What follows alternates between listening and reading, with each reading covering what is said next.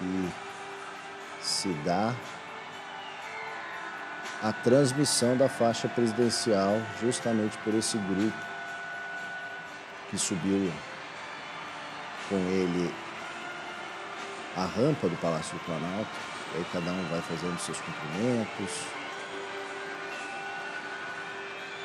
Portanto, o rito completo, né? Algo absolutamente novo, né? Porque é bom lembrar que tem um decreto lá de 1910, no governo Hermes da Fonseca, em dezembro, acho que é 2299, se não me engano, que dizia que podia ser feita essa transferência pelo presidente do Supremo Tribunal Federal ou presidente do Congresso Nacional, né?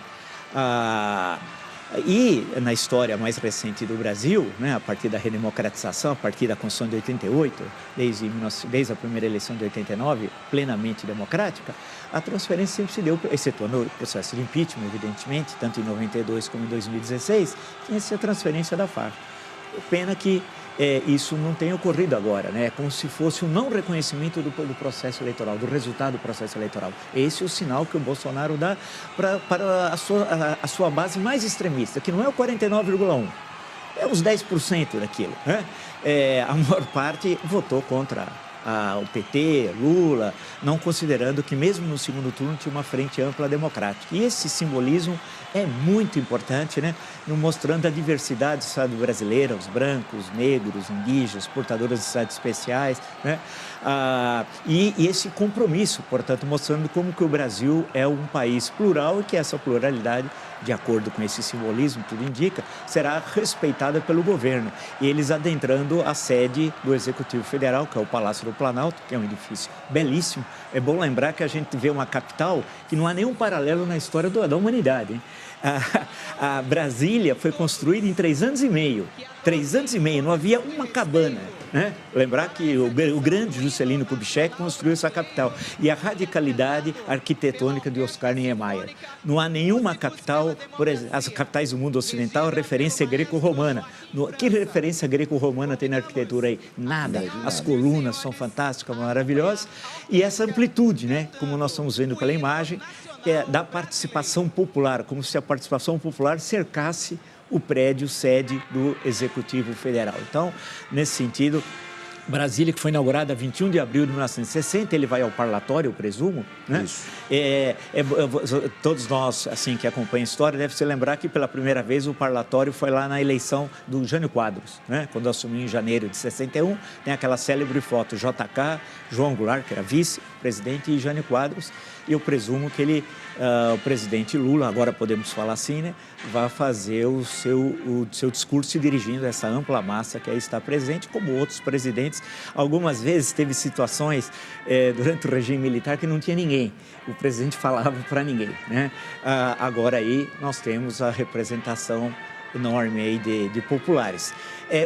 Os primeiros dias é isso, festa, alegria, congraçamento. Aí amanhã já começam os grandes desafios, né? Que é a assinatura de todos esses decretos e todos os enfrentamentos que o governo vai ter de fazer, porque há uma demanda social reprimida do último quadriênio, presidencial especialmente, mas não só, e é interessante que é a terceira vez que toca o hino nacional, né? Está represada e, como disse mesmo, a fome não espera, né? Então, nós temos mais de 110 milhões de brasileiros e brasileiras que passam necessidades, alguns falam em 35 milhões passam fome mesmo, literalmente, né?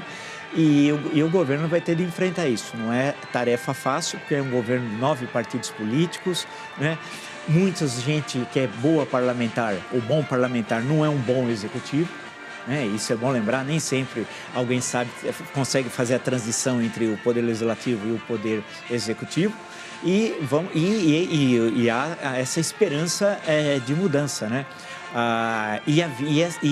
Por fim, essa questão do isolamento, de deixar ser um Estado pária da comunidade internacional. Isso é muito importante, voltar a ter um bom relacionamento com a China, a discutir com a União Europeia seriamente, né? A questão do Mercosul, que ele fez questão de lembrar, o relacionamento com os Estados Unidos.